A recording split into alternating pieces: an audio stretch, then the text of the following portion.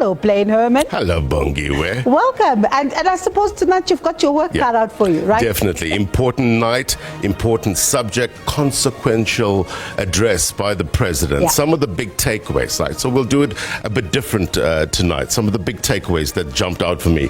Concerns about safety and security are real and deserves to be heard. He also says that we must be honest about the context in which these concerns arises.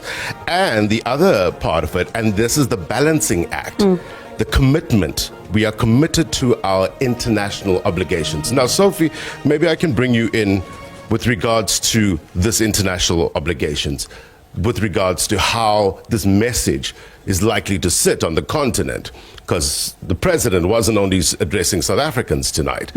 That message is probably resonating throughout the continent. How so?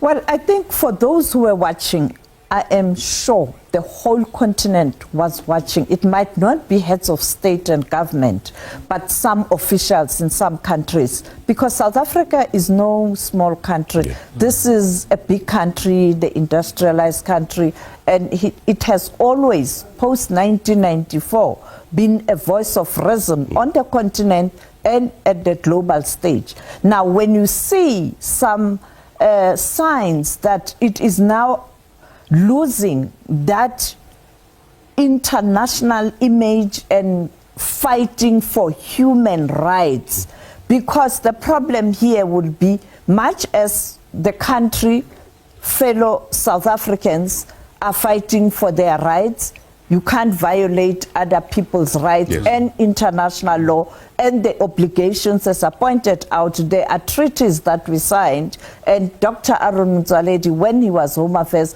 wanted to review some of these treaties because at times they are perhaps difficult in terms of implementation. Yes. And therefore, that's what they want to hear. What impact will the document on the table, as the president has pointed out, from Home Affairs in addressing these issues will affect their respective countries and their countries. But I think the president saying, as I pointed earlier on, Bongi, this matter at the AU, it shouldn't be about South Africa. Yeah. It should be about what the continent is doing. Migration, many young people perished at the Mediterranean Sea. Andy, I wonder how this will fit in terms of strategy. Reputation is key here, especially South Africa's reputation now on the continent. Sophie alluded to it earlier on with regards to the economic impact of this all and how South Africa can't be in isolation. We're not an island. We need our neighbors to function, right? But I wonder, in terms of reputation, are we being hurt more by illegal immigration or protests against illegal immigration? Blaine, this is a dance with the lion. The president is doing the cha-cha-cha with the lion. So is the whole country. In that space of dancing with the lion, we see the protests and the protesters hurting us more, in that those who are standing outside of the lions then actually think that whatever the president says is counteracted or will be counteracted by those who are standing on the outside. I illustrated earlier on Wednesday or Thursday, after the Nat Joint address that gave the march, that gave the line of march. There was a march from Tsakani to the police station, indicating that that line of march from the Nat Joint address by the chairperson, Lieutenant General Tebello Musikidi, will not deter us from moving on or marching on. So it answers your question directly by saying we hope that all those who have commented in on this subject now apply a sober mind in helping us meaning the whole country and the lion, to dance better with the lion, the continent amongst others. United Nations, as they issued out the statement, we have got a real job to guide the president through the dancing with the lion, as it were. Andy Mashaile, Sophie Mokoena, Bongiwe Zwane, thank you so much. We'll take it from here. Thank you, sir. It is no doubt a packed show tonight. We have a live studio audience tonight who will be giving us their real-time reaction to the president's address. We will hear from them shortly. President Cyril Ramaphosa now has addressed the nation on government's approach to illegal migration and the recent rise in protests against undocumented immigrants. The address comes amid growing public concern over immigration, border management, and of course tensions within communities in several parts of this country. The president's remarks are expected to shape the national conversation on these issues in the days ahead as South Africa reflects on the way forward. It brings us to the question of the week, and we're asking you, what is your reaction to the president's address on migration? Simple question. Often will come with complicated answers. We welcome that. Also, South Africa opens its World Cup campaign away from home against Mexico this week in front of a passionate Mexican crowd and under the bright lights of the tournament's opening match. Expectations are no doubt high. Emotions are running even higher. And millions of South Africans are going to be watching this one closely, hoping their team can rise to the occasion. We'll have that discussion in a short while as well. Share your thoughts with us at SABC News_TV. Now, let's get that reaction for you with regards to the president's address on immigration. Let's speak to our audience here who have gathered. Thank you very much indeed for coming on a Sunday night. Your name, where you from, and what's your reaction to the president's address? My name is Zuki Savannah, and I am from down the street. Right. And my reaction, one of the things that the president said is he wants us to get into a space where people move by choice and not by desperation. I can't really take the president seriously because when he was chair of the African Union and Nigerian youth were protesting, he actually said nothing, and many were killed during the NSAS protests. He has said nothing when Zimbabwean Lives Matter has happened. He has said nothing against his peers when we've seen what has happened in Kenya when youth have been killed. So if he is in fact serious, he needs to talk to his fellow brothers who are presidents. He has said nothing when people got killed in Tanzania fighting against the elections. So additionally, the other thing that takes me aback is the fact that this issue of migration just keeps looking at our brothers and sisters on the continent. Nobody is talking about a gentleman in Cape Town who is from Europe, who's talking about Cape independence and making Cape Town another Orania. Why are we not outraged about the fact that South Africans can no longer afford to buy accommodation in Cape Town? The president did say that our laws, the immigration laws, need some work, right? There's a lot of loopholes here as well. It's fragmented. That's something that they're looking at. What's your name and what did you make of the president's address? My name is Harmony Kikai Mudiba, and what I made out of the president's address is that he did make an effort to be balanced and fair in his response, in that he wants to make room for human dignity while at the same time accounting for the South African Constitution.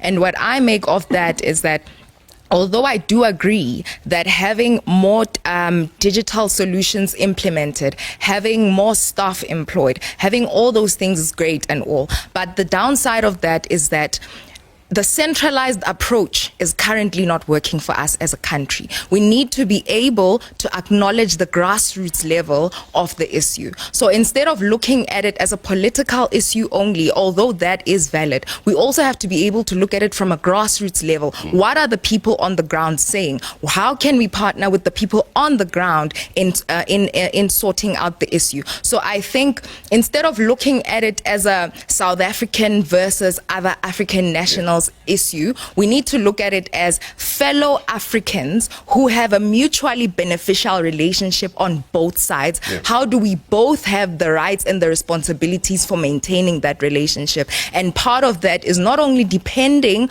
on the government and the stuff that the government employs and the tech that the government implements, but also the government partnering with the people on the ground at a grassroots level on how can we prevent them from from having an outrage, because this is not starting now. It has been years of South Africans complaining about the issue. It has been years of people who genuinely seek asylum also being mistreated because of the people who are illegally in the country. So this needs to be sorted out from a grassroots level. The government needs to support the grassroots fora that are trying to deal with this issue, at the same time implementing methods of preventing violence against people and human dignity. Migration is complicated, right? And the president said in so many words, trying to break down in a systematic way in terms of what government is actually trying to do in order to sort these issues out. There's the push and the pull factors as well. How did his message resonate with you? My name is Somba Samaslake. I'm just coming from Soweto. My problem with President Ramaphosa is that he is reactive instead of being active. I mean, it cannot be that in 2026, it's when we talk about immigration. We've been having this immigration issue long time ago, but they started to talk about that thing right after there was intervention from the ground.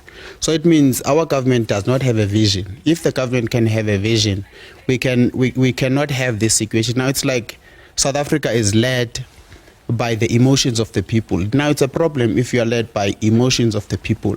Now you wait for the people to react, and that's when you are going to start to act on something. So we are inviting anarchy, of which if you start to invite anarchy, the country is going to have a problem.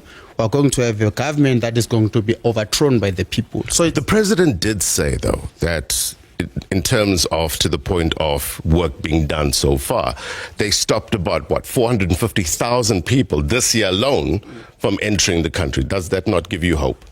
it does give me hope, but I'm having a problem because I was doing my research looking at the NPA, the National, what is this one? Prosecutor. Yes. No, this this thing, the border system. BMA. Yeah, The BMA. I'm sorry, yeah, BMA. So they have BMA, but it is not well capacitated. I mean, there are no soldiers deployed to safeguard our country. It is not funded fully to work, because it cannot happen for it to work properly. For it to be viable, it needs money. So the government is not funding that. So it's a problem. So it's like we're fighting a losing battle. Okay. Your full name and where you're from? How did the message of the president resonate with you? My name is Weisman Hamilton. I'm from the Marxist Workers' Party, which is South African affiliate of the Committee for the Workers International, and I'm from El Dorado Park. My reaction to the president's speech is that I think it represents one of the most shameful levels of degeneration that the ANC has been descending towards since it came to power in 1994. And the reason I'm saying so is that what he has just done is to give the government's official blessing to the campaign of xenophobia, which is based on lies, misrepresentation of the facts, and a deliberate, and this is the most important thing, to deflect attention from this government of neoliberal capitalist unity and the masters that it serves, the capitalist class, for the disastrous levels of socio-economic crisis in this country. One of the first things this government did, the ANC on its own at the time, by the way, because the Nats left very shortly after that fake GNU was created the first time, was to agree to open the borders of the capital markets. They relaxed exchange control regulations, the consequence of which, that 3.1 trillion rands has left the country with the permission of this government. They have enriched the capitalist class and impoverished the working class majority to the point where the World Bank has classified South Africa as the most unequal society in the world. They also reduced corporate tax, by the way, from 52% at that time to 26% today, on the promise, let me finish this point, on the promise that they would invest. What is the level of investment in the economy today? It's at the same level as it was in 1946. 32% of industry is lying idle. To plug the gap of the money that they had lost by donating billions to big business, they borrowed on the domestic and financial money markets, the mashonisa, and they are borrowing at the rate of 2.5 billion per day. So how would you have wanted the president to address this? Because he's come out and now given us almost a plan, a map in order for South Africans to understand how government is tackling this immigration issue. How would you have seen this better executed? Well, unfortunately, there isn't one, but if there had been a mass workers' party built on a socialist program that speaks for the working class who are politically disenfranchised in this country, we would have called upon him to resign and for that mass workers' party to take charge, nationalize the commanding heights of the economy under workers' control, and we would be in a position on such a program to reduce the problem of unemployment, reduce the working week, reduce the working day, and all the profits that are being siphoned out of the country. I mean, SARS, for example, appointed Judge Dennis Davies to investigate the phenomenon of illicit capital flows. He found that the amount of money conservatively estimated that is being stolen by big business, by the multinational corporations, the 2,000 that are present here, the country loses 400 billion per annum. And the top 10%. Controls need to be tightened, yeah. We'll get to that in a short while. One of the things that the president did mention as well is that corruption that eats away at the hope of a better future in South Africa needs to be handled, especially corruption as it relates to migration issues. How are we going to get to the bottom of that? Let's bring in Minister of Justice Mameloko Kubai, who's joining us now. Minister, good to have you on the program. The marching orders given by the president, how did that sit with you? Thank you very much. Good evening to your viewers as well. I do think that President has addressed comprehensively quite a number of issues that actually assist.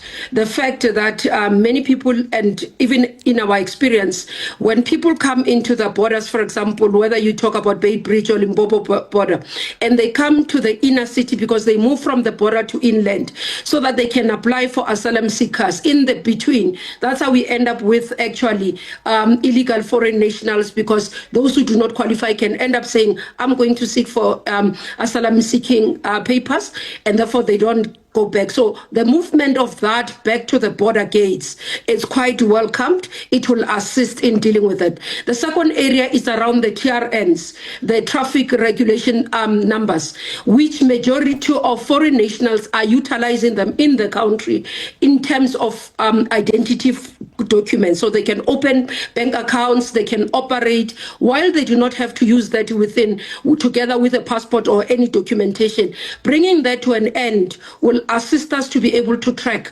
those who are here illegally and be able to deport them. Right. The third point that I want to emphasize is the issue of the dedicated courts. Currently, you can arrest and then you find that they are going to be processed the following day or 2 days after. So with a dedicated court, what is being hoped is that they would be processed within the same day and be deported, so that the resources of the country can be remain and protected and sustained for the country itself. So I just wanted to flag those, but there are quite a number of areas that he has spoken to. One of the areas was the laws itself as it relates to immigrations. He says that there are loopholes in terms of these laws, and the laws are a bit fragmented. Which laws needs to be tightened in your point of view? Immigration Act needs to be reviewed, as the white paper has been issued. Now that would be able to emphasize. Actually, as well, the small business development bill that has been issued will be anchored by immigration laws, so that you are able to say these are the people can trade at what area and all that enforcement of those. Similarly, in municipalities, Minister Hlabisa issued regulations or bylaws that all municipalities must be able to pass in order to be able to enforce. And one of the issues that we want to do as the Department of Justice is to re-establish across the country the municipal courts that will assist and support the municipalities in terms of enforcement of the bylaws. Minister, did we lose you? Will be able to. Sorry. All right. Did you? Yeah, we lost you briefly, but you back now. My apologies. Yeah. My apologies about that. So it was the issue around municipal courts that will assist in terms of management of bylaws in municipalities. And in this area, it's particularly around small businesses. Minister Ndabeni has established spaza shop support fund for South African spaza shops so that they are able to compete and they are able to sustain themselves. So those are some of the areas that we're looking at.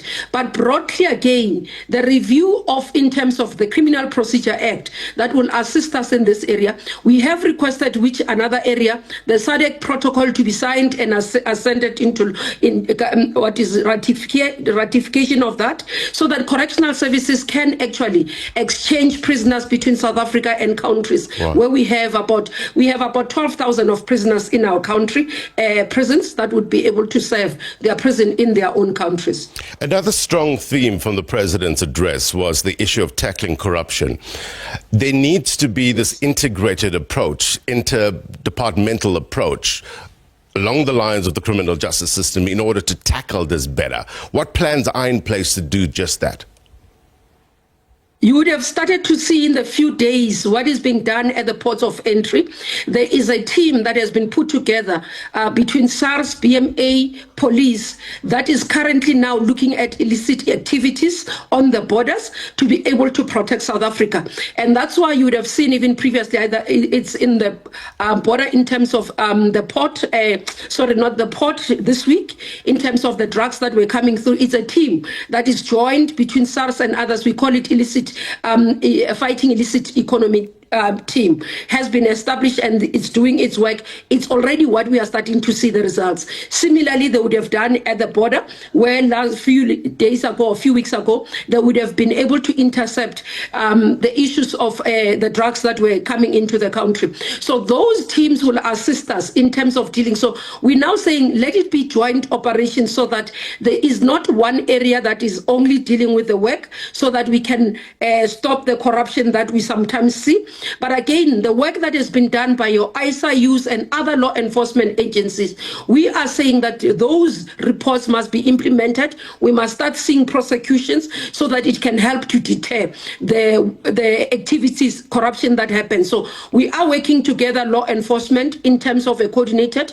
That's why President would have spoken about prof joints, provincial joints and national joint operation commands that work jointly to be able to deal with the work, the issues that we deal with. Yeah. All right, let's leave it there.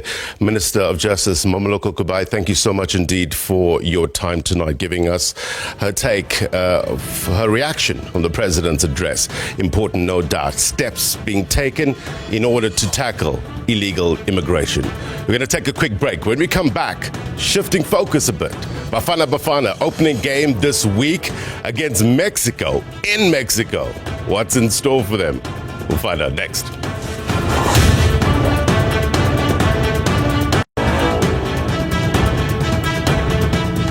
Welcome back. You're watching It's Topical. I just want to wrap up our conversation around the immigration issue. The president addressing the nation tonight, outlining a number of points in terms of the plan that government has to tackle illegal immigration. We've got a live audience here as well, reacting in real time. Let's bring in one of them and get me your reaction to the president's address on immigration. Thanks, Amen, and thanks to the viewers. For me, when I reflect to the State of Nation address of the president, I feel that the president is not bold enough. Why I'm saying that, with the current status that is taking place, especially with the issue of illegal immigrant, I was expecting him to say, he will say, I want all my law enforcement to be on the ground and arrest everybody who doesn't have a document and those who are illegal in our country. And another thing that... he did mention that, though, that there is going to be an enforcement. No, that is not enough. I wanted to say to him, with immediate effect from tomorrow, because this issue is a tension now. And this issue is not the issue that started today. If I can remind women, I think 3 or 4 years back, President Ramaphosa spoke about illegal immigrant. But he left that issue up until today. We had organizations like Operation Tudula started in 2021, which I was a national organizer. this issue of immigration, it was on the picture.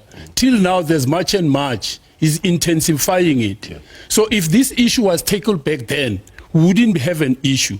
And one thing that I've heard about him is always talking about the obligation of the international obligation. Yeah.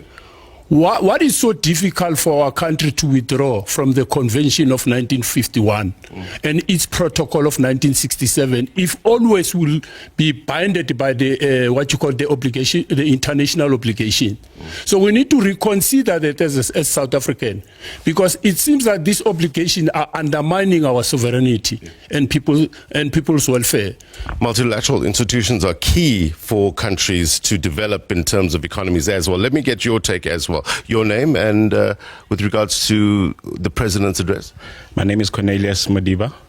And my thing is, look, if March and March did not take the stand which they took now, we'd probably still be having a government that's not interested. Now, the main thing which makes them to come on board like this is because March and March took a stand and actually made the country shake. So we have had the same things as he was talking about Dudula now. It was in the forefront, I don't know for how long. Right. So now they coming up with the same things. I agree with him that it's important that the president should have said something more stronger than just that we are trying to move our refugee camps to next to border posts, whatnot. Something more action, right. You know, like we want people to be on the ground now. We want people to go hand in hand with March and March to see how we can assist, something that ordinary South Africans can relate with. It's an ongoing conversation. Reactions are ongoing as well. We will get more reaction with regards to the President's address in the bulletins to come, but we need to take another quick break. When we come back, I promise, Bafana on the menu. Stay with us.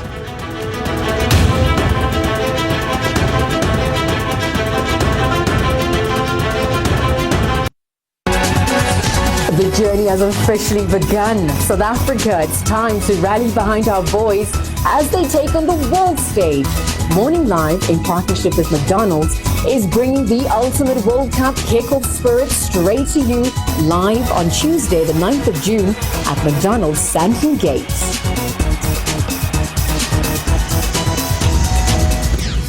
Yep, the World Cup is on hand. South Africa taking on Mexico this week as they kick off the 2026 FIFA World Cup. Let's get straight into it. Introduce my guest. Sean Bryce Pease is SABC News U.S. correspondent. He's joining us live. Gloria Brown, SABC Sports commentator, is with us as well. And Kanyiso Chwaku is News 24 Sports senior reporter and SABC Sports analyst and commentator. Thank you very much indeed. The gang's all here, no doubt. Showing vibe in the U.S. currently in the build-up, just days before that opening whistle. Describe it for us. Oh, this is a historic World Cup in so many ways, Blaine, in terms of the fact that it's the first time that three countries are co-hosting the World Cup, the men's FIFA World Cup for the very first time. So just think about the logistical apparatus that goes into something like that. 48 teams, the first time we've had 48, up from 32 in the last tournament, 16 host cities. And just think about the logistics around that, right? The base camps, the security, the transport logistics. If you're the Iranian team, you have to fly to the United States on match day because there are visa issues around that. Think about the geopolitics of the day. Some 6.5 million visitors expected around stadia in the United States, in Mexico and Canada. Some 1.5 million in the United States alone. So this is going to be a logistical exercise at the time that the FIFA World Cup is actually not the only focus in the United States. You have something called the NBA Finals, Blaine. The New York Knicks are up against the San Antonio Spurs. And trust me, if you're a New Yorker or a Texan, that is your focus just as we approach the FIFA World Cup 4 days out. So lots going on in the United States, not only soccer, but certainly lots of momentum and the wind at our backs as we head into Thursday's opening game between Mexico and South Africa in Mexico City. And of course, a repeat of that game 16 years ago in South Africa at Soccer City where they drew 1-1. There's an interesting dynamic this time around, Showen, with regards to a host nation currently being at war. We saw Iran arriving in Tijuana today. I wonder to what extent has this big sporting event become almost a soft power contest between the warring countries?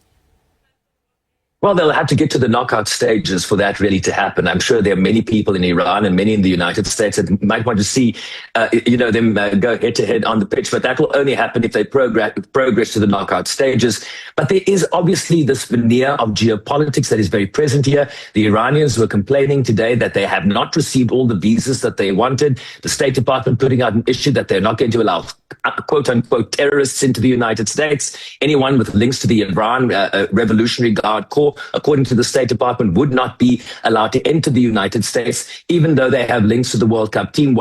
Whether that's true or not remains to be seen. But the Iranian state media saying that 15 officials, Blaine, including the Iran Football Association President Mehdi Taj, have so far been denied visas. And understand that both their games are going to be, all three of their games are going to be in the United States. They were initially supposed to have their base camp in Tucson, Arizona. They changed that due to the logistical difficulties they were experiencing in the United States to Tijuana, Mexico. That team has now arrived, but it is still going to be a very difficult exercise on match day for them to have to fly into the United States, play their games, and then return to Tijuana. And also understand FIFA rules here. The team manager has to hold a press conference in the city where the game is going to play the day before. So what does that look like for the Iranian team? It doesn't look like it's going to be possible. So lots of unknowns about how this actually is going to play out. And spare a thought for the players that will have to fly on match day, play a game, and then have to return to Tijuana. Not an ideal situation for the Iranian team. You know, Gloria, this is not only a physical game, but it's a mental game as well, right? There were some issues with regards to Bafana, delayed in getting to Mexico. I wonder how the team players can process all of this in terms of separating the off-the-field issues from on-field performance.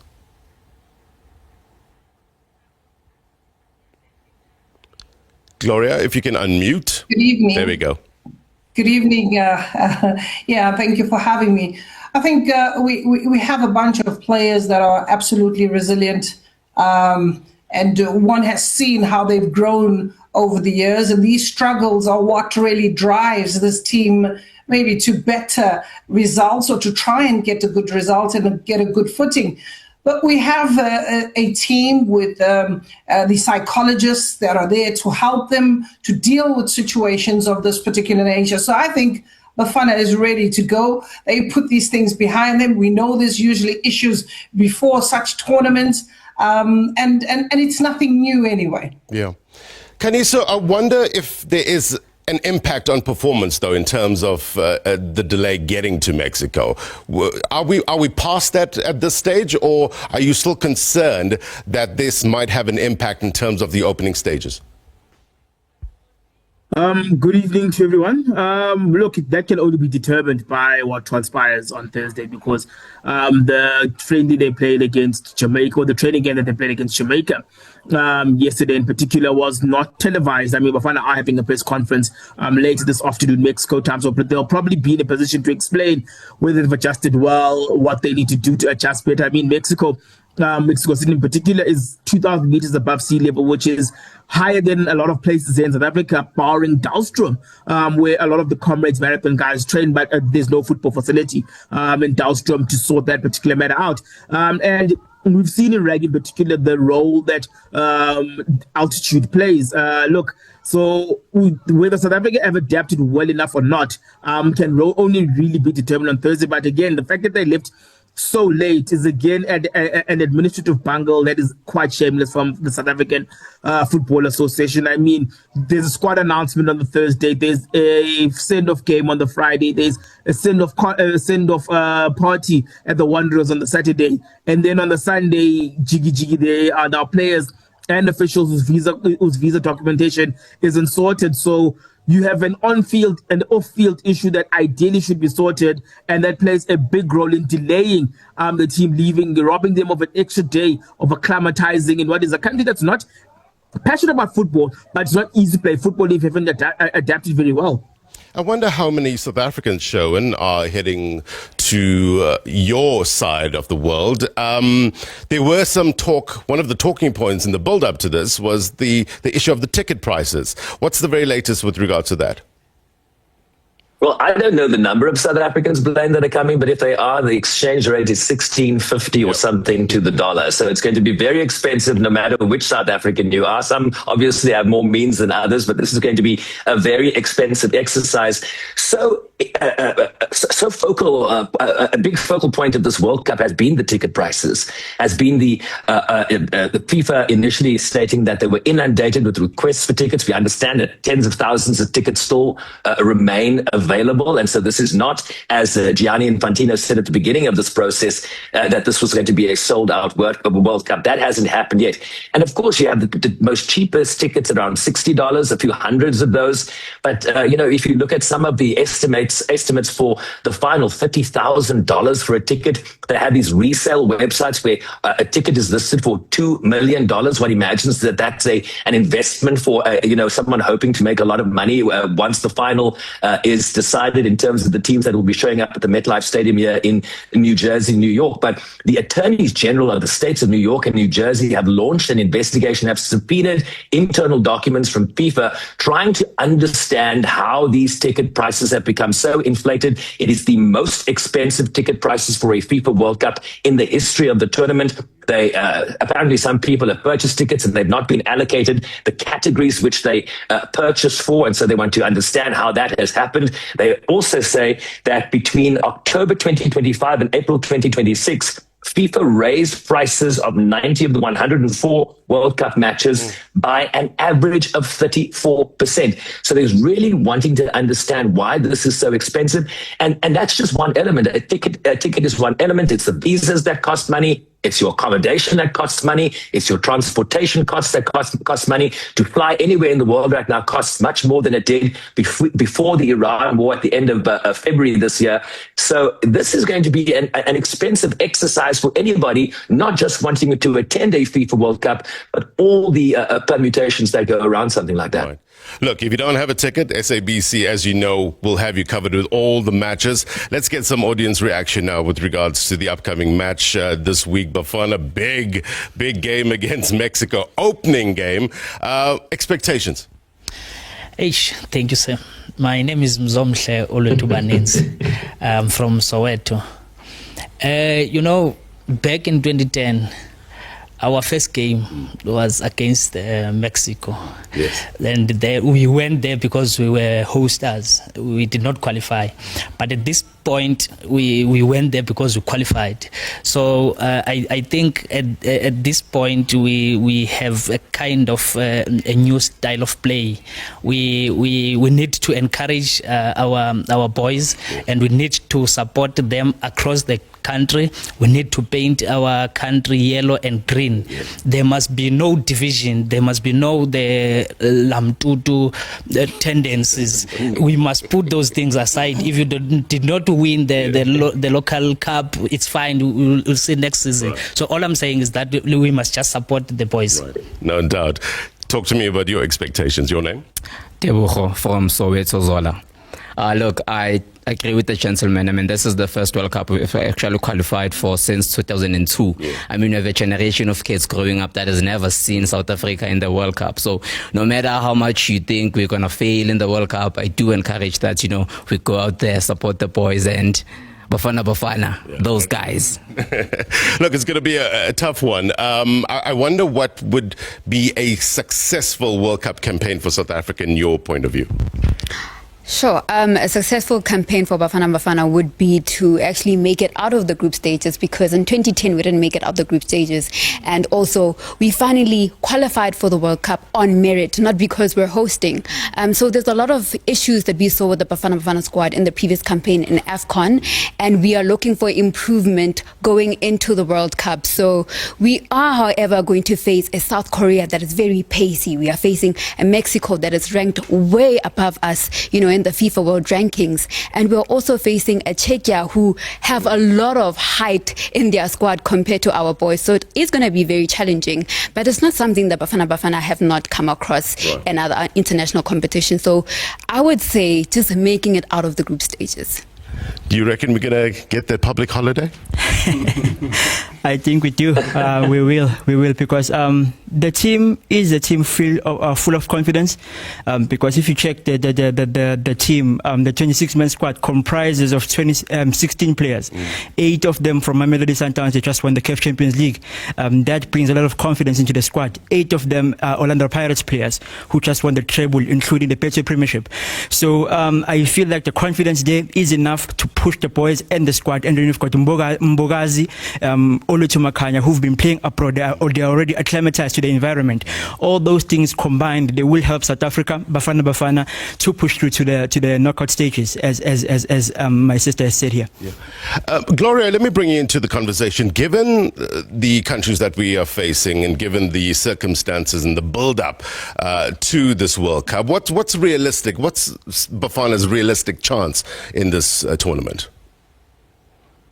As mentioned, I think one's really got to try and hope that they get into the last 16, which would show an improvement. But I'm not as optimistic, because when you look at the preparations, we haven't really had much preparations. And if you go, to our previous World Cup preparations, there was a camp for almost a month. There was some credible opponents we played against in preparing for this big tournament. Right now, when you look at the preparations, we're playing against Nicaragua, we've played against Panama, and also Jamaica.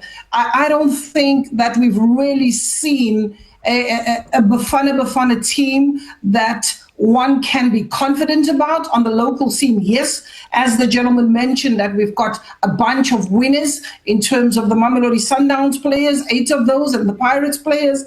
But I think on the international stage, it is a big ask. When you look at that group alone, Bafana are the lowest ranked within that group. And when you look at Mexico, in the last 10 days or so, they've played top countries and managed to really execute wins.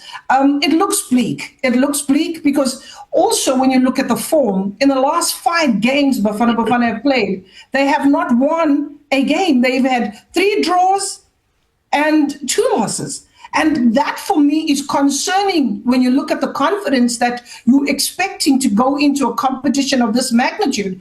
It's really going to be a big ask. So, as much as we would want them to improve from the previous outing, I don't think so. We'll be lucky to get out of the group. Kaniso, do you share that expectation, given the recent history and the build-up to this? Could Bafana be a surprise package for the 2026 World Cup? Look, it will take a lot for them to get out of that group, simply because when you look at also the teams that they're playing against outside of the rankings, these aren't teams that South Africa would ordinarily be able to raise themselves for. I mean, one of my colleagues made a very good example of what transpired in the Japan-South Africa national women's team game, where an Asian team, for example, isn't a team that, if you were to put South Africa against a big side, they would put up a performance that is worthy of them being a South African men's national team, simply because of the stature of that team. And one of the examples, and this colleague was actually at the 2000 Olympics, Miki Chabadisa, he was there in Brisbane when South Africa beat Brazil. Brazil that had Ronaldinho, a very good side. Then they lost the game that it could have got them into the quarterfinals in Canberra against Slovenia. So, and remember that Slovenia wasn't even a country that was probably 10 years old at the time. So it becomes very important to see how does South Africa manage their emotions. I won't be surprised if they escape with the point, if not a surprise win against Mexico, simply because of the occasion that they face. Because if there's one thing that a South African team can and will do when the backs are against the wall is to rise to the occasion. However, though, you realize that getting out of the group will also involve taking points off a Czechia side that is at its first World Cup in 20 years and will be angling to prove a point. And there's a South Korean team that are regular World Cup representatives, a well-drilled side with players playing around the world. So And I mean, even if you look at where South Africa finishes, if they finish first, which is probably the most unlikely scenario, they'll still face a strong side. If they finish second, they're going to face the runners-up of Group B, which could be a strong side. If they finish third, they've got either France, Belgium, or Senegal that they need to face in the round of 32. Right. We shall see, which is, as you know, three of the most loaded words in geopolitics as well as sports. Kaniso, thank you so much indeed. Showed Bryce Peace, Gloria. Thank you very much indeed for your expertise, your better minds on this. Also to our audience here, both on the immigration issues as well as Bafana's opening match. Thank you so much indeed. All right, before we go, here's my take. For a nation that last graced the World Cup on merit, in the early 2000s and then returned in 2010 as host, South Africa's appearance at the 2026 tournament feels less like a comeback and more like a statement, one would say. Yeah, standing opposite host Mexico in the opening match is, it's going to be a daunting task, daunting assignment. But football, as you know, has a habit of rewarding belief as much as pedigree. The travel delays may have dominated headlines, yet they have also handed Bafana an opportunity to write a different story, one of resilience rather than excuses. If history remembers South Africa's previous World Cup chapters for participation, this one has the potential to be remembered for ambition.